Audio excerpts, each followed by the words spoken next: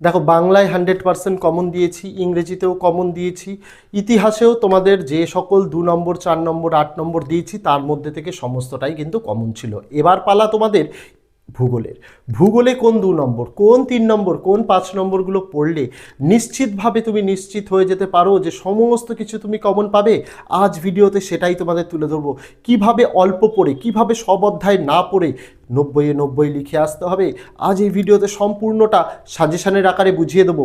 ভিডিওটি স্কিপ করলে চলবে না, যদি স্কিপ করো অনেকটা মিস করে যাবে, বুঝতে পারবে না কিভাবে কোন অধ্যায়টা আমাকে বাদ দিতে হবে। তাই বুঝে নেওয়ার জন্য ভিডিওটি, এই যে ভিডিওটি যতক্ষণের হবে 12-13 মিনিটের, একটু মনোযোগ সহকারে দেখতে হবে। কারণ দেখলেই কমন তো তুমি পাবেই, অথবাগুলোর মধ্যেও কনফিউজ হয়ে যাবে যে কোনটা ছেড়ে কোনটা করবে। তাই ভিডিওটি সম্পূর্ণ দেখার অনুরোধ রইল। সমস্ত যে প্রশ্ন তার উত্তর অনেক আগে আমরা চ্যানেলে দিয়েছি, এই ভিডিওর ডেসক্রিপশানে তার লিঙ্ক দিয়ে রাখলাম, প্লেলিস্টার দেখে নিতে পারো। ফেসবুক থেকে দেখে থাকলে আমাদের পেজটিকে লাইক করতে হবে, ফলো করতে হবে এবং বন্ধুদের সঙ্গে শেয়ার করতে হবে। ইউটিউব থেকে দেখে থাকলে আমাদের চ্যানেলটিকে সাবস্ক্রাইব করে দিয়ে পাশে থাকা বেল আইকনটিকে ক্লিক করে দেওয়ার অনুরোধ রইল, যাতে আগামী দিনে কোনো রকমের ভিডিও এবং আপডেটস তোমাদের আর মিস না হয়। তো চলো শুরু করা যাক আজকের ভিডিওটি। দেখো, ভূগোল কালকে যে পরীক্ষা হতে চলেছে, যেভাবে বলবো সেভাবেই যদি এইগুলোই দেখে যাও না, 100% কমন। তোমাদের প্রথমে যে ভারত অধ্যায়টা রয়েছে, পঞ্চম অধ্যায়, তার আগে তোমাদের 4টে অধ্যায় রয়েছে। 4টে অধ্যায়ের মধ্যে যদি প্রথম 3টে অধ্যায়ের কথা বলা হয়, বহির্জাত প্রক্রিয়া ও তাদের দ্বারা সৃষ্ট ভূমিরূপ, তারপরে বায়ুমণ্ডল, বায়ুমণ্ডল, এই 3টে অধ্যায় থেকে কিন্তু যে কোনো 2টো অধ্যায় তোমাদের ভালো করে পড়তে হবে 5 নম্বরের বড় প্রশ্নের জন্য। 2 এবং 3 নম্বরের প্রশ্নের জন্য প্রত্যেকটা অধ্যায় পড়তে হবে। 5 নম্বরের যদি আমি কথা বলি, তাহলে প্রথম, দ্বিতীয় আর তৃতীয় 3টে অধ্যায়ের মধ্যে ভালো করে যে কোনো 2টো অধ্যায় যদি পড়ো, যে 5 নম্বরের সাজেশানগুলো বলবো 100% কমন। তোমাদের 3টে অধ্যায়ের 5 নম্বর পড়ার দরকার নেই, আমি সকল অধ্যায় থেকেই বড় প্রশ্ন বলে দেবো। তোমরা নিজেরা ডিসাইড করবে যে কোনগুলো তোমরা পড়বে, কোন অধ্যায় পড়বে, ঠিক আছে? আর যেগুলোর পাশে স্টার চিহ্ন দেওয়া, সেগুলো মোস্ট ইম্পর্টেন্ট প্রশ্ন, মিস করা চলবে না। প্রথমে আলোচনা করব আমরা প্রথম অধ্যায় বহির্জাত প্রক্রিয়া ও তাদের দ্বারা সৃষ্ট ভূমিরূপ থেকে 2 নম্বরের প্রশ্ন, স্টার দেওয়াগুলো মোস্ট ইম্পর্টেন্ট। প্রথম, পর্যায়ন বলতে কি বোঝো? পরের প্রশ্ন, নগ্নীভবন কাকে বলে? পরের প্রশ্ন, পুঞ্জিত ক্ষয় কাকে বলে? পরের প্রশ্ন, ক্ষয়ীভবন কাকে বলে? নেক্সট প্রশ্ন, হিমশৈল কি? পরের প্রশ্ন, ঝুলন্ত উপত্যকা কাকে বলে? পরের প্রশ্ন, ইনসেল বার্চ কি? তারপরের প্রশ্ন, হিমদ্রোণী ও হিমবাহ উপত্যকা কাকে বলে? তারপরের প্রশ্ন, হিমরেখা কি? তারপরের প্রশ্ন, বার্কস্টুন্ড ও ক্রেভাস কাকে বলে? পরের প্রশ্ন, মরুদ্যান কাকে বলে? নেক্সট প্রশ্ন, ধারণ অববাহিকা ও নদী অববাহিকা কাকে বলে? আর তারপর গিরিখাত ক্যানিয়নের সংজ্ঞা, একই সাথে সংজ্ঞা নয়, গিরিখাত ক্যানিয়নের পার্থক্যটা করে আসবে। এখানে সংজ্ঞাটার থেকে মোস্ট ইম্পর্টেন্ট পার্থক্যটা। 3 নম্বরের যে প্রশ্নগুলো পড়তে হবে, প্রথম, বদ্বীপ সৃষ্টির কারণগুলি কি কি? তারপরের যে প্রশ্ন, সব নদীর মোহনায় বদ্বীপ গড়ে ওঠে না কেন? তারপর ঝুলন্ত উপত্যকায় জলপ্রপাত দেখা যায় কেন? তারপরের প্রশ্ন, ইউ আকৃতির উপত্যকা ও ভি আকৃতির উপত্যকার মধ্যে পার্থক্য লেখো। পরের প্রশ্ন, মরুভূমি সম্প্রসারণের কারণ ও প্রতিরোধের উপায় লেখো। পরের প্রশ্ন, বিভিন্ন প্রকার গ্রাবরেখার পরিচয় দাও।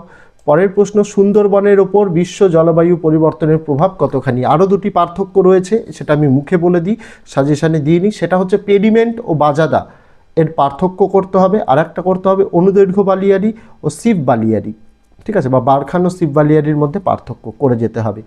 যে 5 নম্বরের প্রশ্নগুলো এখান থেকে ইম্পর্টেন্ট, প্রথম, নদীর ক্ষয়কার্যও আসতে পারে, সঞ্চয় কার্যের ফলেও সৃষ্ট প্রধান ভূমিরূপগুলি সচিত্র, চিত্রসহ তোমাদের পড়তে হবে। যে কোনো 3টে ভূমিরূপ চিত্রসহ করতে হবে, ক্ষয়কার্য আর সঞ্চয় কার্য থেকে তোমাদের। তারপরের প্রশ্ন, পৃথিবীব্যাপী জলবায়ু পরিবর্তনে সুন্দরবনের ওপর কীরূপ প্রভাব ফেলেছে তা ব্যাখ্যা করো। পরের প্রশ্ন, বায়ুর ক্ষয়কার্য ও সঞ্চয় কার্যের দ্বারা সৃষ্ট ভূমিরূপগুলির সচিত্র বর্ণনা দাও। এক্ষেত্রেও ক্ষয়কার্য আর সঞ্চয় কার্যের মধ্যে একটি আসার সম্ভাবনা রয়েছে, তার চিত্রসহ পড়তে হবে। পরের প্রশ্ন, শুষ্ক অঞ্চলে বায়ুর জলধারা ও মিলিত কার্যের ফলে সৃষ্ট ভূমিরূপগুলি চিত্রসহ বর্ণনা করো। চলে যাব আমরা দ্বিতীয় অধ্যায় বায়ুমণ্ডলে। 2 নম্বরের যে প্রশ্নগুলো পড়তে হবে, প্রথমেই হচ্ছে সংজ্ঞা, ইম্পর্টেন্ট দাগ দেওয়া, অ্যারোসল পড়তে হবে, আপেক্ষিক আর্দ্রতা পড়তে হবে, আর বৈপরীত্য উত্তাপ পড়তে হবে। তারপর পড়তে হবে উষ্ণতা হ্রাসের স্বাভাবিক হার কাকে বলে। তারপর কার্যকারী সৌর বিকিরণ কাকে বলে। তারপর ইনসোলেশন কি। তারপর সমচাপ রেখা কাকে বলে। তার পরের প্রশ্ন, অশ্ব অক্ষাংশ বলতে কি বোঝো। পরের প্রশ্ন, প্রতীপ ঘূর্ণবাত কাকে বলে। পরের প্রশ্ন ঘূর্ণবাতের চক্ষু কাকে বলে। এখান থেকে যে 3 নম্বরের প্রশ্নগুলো পড়তে হবে, প্রথম ওজোন গহ্বর সৃষ্টির কারণ ও তাপ প্রতিরোধের উপায় লেখো। নেক্সট বিশ্ব উষ্ণায়নের প্রভাব লেখো। নেক্সট উষ্ণতার সঙ্গে বায়ুচাপের কী সম্পর্ক। তারপর স্থলবায়ু ও সমুদ্রবায়ুর মধ্যে পার্থক্য পড়তে হবে। পরের প্রশ্ন ঘূর্ণবাত ও প্রতীপ ঘূর্ণপাতের মধ্যে পার্থক্য পড়তে হবে। পরের প্রশ্নটা একদম লেস ইম্পর্টেন্ট, পর্বতের কোন ঢালে বৃষ্টির ছায়াঞ্চল সৃষ্টি হয় এবং কেন। এখান থেকে যে 5 নম্বরের প্রশ্নগুলো পড়তে হবে, প্রথম পৃথিবীর বায়ুমণ্ডলের উষ্ণতার তারতম্যের কারণ লেখো। তারপর পৃথিবীর নিয়ত বায়ুপ্রবাহের প্রবাহ চিত্র উৎপত্তি চিত্রসহ ব্যাখ্যা করো। তারপর বিশ্ব উষ্ণায়নের 5টি গুরুত্ব আলোচনা করো। তারপরের প্রশ্ন ভূমধ্যসাগরীয় ও মৌসুমী জলবায়ুর বৈশিষ্ট্যগুলি আলোচনা করো। পরের প্রশ্ন চিত্রসহ বৃষ্টিপাতের শ্রেণীবিভাগ করো। চলে যাব তৃতীয় অধ্যায় বায়ুমণ্ডলে, যে 2 নম্বরের প্রশ্ন পড়তে হবে, প্রথম শৈবাল সাগর কাকে বলে। তারপর বানডাকা কাকে বলে। তারপর সাঁড়াশাড়ির বান কি। তারপর অ্যাপোজি কি। তারপর পেরিজি কি। তারপরের প্রশ্ন সংযোগ অবস্থান কাকে বলে। পরের প্রশ্ন প্রতিযোগ অবস্থান কাকে বলে। এখান থেকে যে 3 নম্বরের প্রশ্নগুলো পড়তে হবে, প্রথম গ্র্যান্ড ব্যাংক ও যুগ্মচূড়া বাণিজ্যিক মৎস্য চাষের ক্ষেত্রে অনুকূল কেন। যুগ্মচূড়া মানে হচ্ছে মগ্নচূড়া। পরের প্রশ্ন নিউ ফাউন্ডল্যান্ড সারা বছর কুয়াশাচ্ছন্ন থাকে কেন। পরের প্রশ্ন সমুদ্র স্রোত ও সমুদ্র তরঙ্গের মধ্যে পার্থক্য লেখো।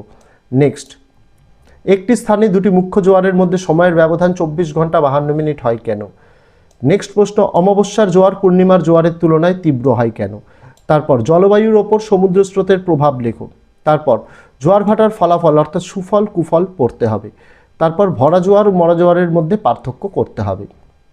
5 নম্বরের যে প্রশ্নগুলো করতে হবে, প্রথম পৃথিবীব্যাপী সমুদ্র স্রোতের প্রভাব আলোচনা করো। সেকেন্ড সমুদ্র স্রোত সৃষ্টির কারণ ব্যাখ্যা করো। আর 3 নম্বর মহাসাগরীয় স্রোতের উৎপত্তিকে নিয়ন্ত্রণকারী উপাদানগুলি উল্লেখ করো। চতুর্থ অধ্যায় বজ্র ব্যবস্থাপনা, এখান থেকে কোনো 5 নম্বরের প্রশ্ন আসে না, শুধুমাত্র 2 এবং 3। যে সংজ্ঞাগুলো করতে হবে এখান থেকে তোমরা দেখো, প্রথম হচ্ছে কঠিন বজ্র, তরল বজ্র, গ্যাসীয় বজ্র, জৈব বজ্র, তেজস্ক্রিয় বজ্র, এর সংজ্ঞাগুলো করতে হবে। পরের প্রশ্ন বজ্রের পুনর্ব্যবহার কাকে বলে পড়তে হবে। নেক্সট কম্পোস্টিং কি, মোস্ট ইম্পর্টেন্ট, আসবেই। তারপর জৈব ভঙ্গুর ও জৈব অভঙ্গুর বজ্রের সংজ্ঞা দাও। তারপর ফ্লাই অ্যাশ কাকে বলে। তারপর ই বজ্র বা ইলেকট্রনিক বজ্র কাকে বলে। তারপর স্ক্র্যাবার কাকে বলে। 3 নম্বরের যে প্রশ্নগুলো পড়তে হবে সাজেশনে দেখো, টিকা আকারে পড়তে হবে বজ্র পৃথকীকরণ, বজ্রের ভরাটকরণ ও স্ক্র্যাবার। তারপর বজ্র ব্যবস্থাপনার প্রয়োজনীয়তা কি, এটা পড়তে হবে। তারপর বজ্র ব্যবস্থাপনায় শিক্ষার্থীর ভূমিকা আলোচনা করো, পড়তে হবে। তারপর বজ্র ব্যবস্থাপনায় 3R বা 4R এর ভূমিকা কি, পার্থক্য করতে হবে এখান থেকে তরল বজ্র ও কঠিন বজ্রের, পাশাপাশি জৈব ভঙ্গুর ও জৈব অভঙ্গুর বজ্রের পার্থক্য পড়তে হবে। তারপর পরিবেশের ওপর বজ্রের প্রভাব আলোচনা করো, পড়তে হবে। ভারত মোস্ট ইম্পর্টেন্ট, ভারত এখান থেকে 4টে 5 নম্বরের বড় প্রশ্ন আসে, 2টির উত্তর করতে হয়। এখানে বলে দিই 2টি বড় প্রশ্ন ভারতের প্রাকৃতিক বিভাগ থেকে আসবে, 2টি বড় প্রশ্ন ভারতের অর্থনৈতিক বিভাগ থেকে আসবে। প্রাকৃতিক বিভাগটা একটু কম্পারেটিভলি অনেক স্টুডেন্টদের টাফ মনে হয়, আর অর্থনৈতিকটা একটু সোজা মনে হয়। আমি দুটো থেকেই বাছাই করে প্রশ্ন দিয়েছি, তবে আমি প্রেফার করব অর্থনৈতিক পোর্শনের বড় প্রশ্নগুলো ভালোভাবে দেখে যাওয়ার জন্য, তাহলে 2টি নিশ্চিত কমন। আমি সবটাই দেখাবো, তোমরা সুবিধা মতো তোমাদেরটা পড়তে পারো। হয় প্রাকৃতিকটার বড় প্রশ্ন পড়বে, নয় অর্থনৈতিকের বড় প্রশ্ন তোমরা পড়বে। প্রথম ভাঙর ও খাদার কাকে বলে। নেক্সট সংজ্ঞা পড়তে হবে 2 নম্বরের জন্য, ধ্রিয়ান, তাল, তরাই, মরুস্থলী, মালনাদ ও ময়দান। পরের প্রশ্ন মৌসুমী বিস্ফোরণ কি। পরের প্রশ্ন আম্রবৃষ্টির সংজ্ঞা দাও। নেক্সট রেগুন মৃত্তিকা কাকে বলে। নেক্সট কয়াল কাকে বলে। নেক্সট দুন কি। 3 নম্বরের যে প্রশ্নগুলো পড়তে হবে, প্রথম তরাই ও ভাবর বলতে কি বোঝো। পরের প্রশ্ন ভারতীয় জনজীবনে হিমালয়ের প্রভাব আলোচনা করো। নেক্সট ভারতীয় জলবায়ুর বৈশিষ্ট্য লেখো। নেক্সট প্রশ্ন উত্তর বাহিনীর নদীগুলি বন্যাপ্রবণ কেন। পরের প্রশ্ন নর্মদা ও তাপ্তি পশ্চিম বাহিনী কেন। নেক্সট প্রশ্ন পশ্চিম বাহিনী নদীতে বদ্বীপ গড়ে ওঠেনি কেন। পরের প্রশ্ন বহুমুখী নদী পরিকল্পনার উদ্দেশ্য কী। নেক্সট বৃষ্টির জল সংরক্ষণের পদ্ধতিগুলি কী কী। নেক্সট প্রশ্ন মৃত্তিকা ক্ষয় প্রতিরোধের উপায়গুলি কী কী। নেক্সট প্রশ্ন ভারতের জলবায়ুতে মৌসুমী বায়ুর প্রভাব লেখো। নেক্সট সামাজিক বনসৃজনের প্রয়োজনীয়তা কী। পরের প্রশ্ন ভারতের মৃত্তিকা সংরক্ষণের 3টি বৈশিষ্ট্য লেখো। এখান থেকে যে 5 নম্বরগুলো পড়তে হবে, প্রথম পশ্চিম হিমালয়ের ভূপ্রকৃতির বিবরণ দাও। তারপর উত্তর ভারতের নদ নদী ও দক্ষিণ ভারতের নদ নদীর প্রাকৃতিক বৈশিষ্ট্য তুলনা করে লেখো। পরের প্রশ্ন ভারতের জলসেচের বিভিন্ন পদ্ধতিগুলি আলোচনা করো। নেক্সট ভারতের জলবায়ু নিয়ন্ত্রণের প্রধান কারণগুলি ব্যাখ্যা করো।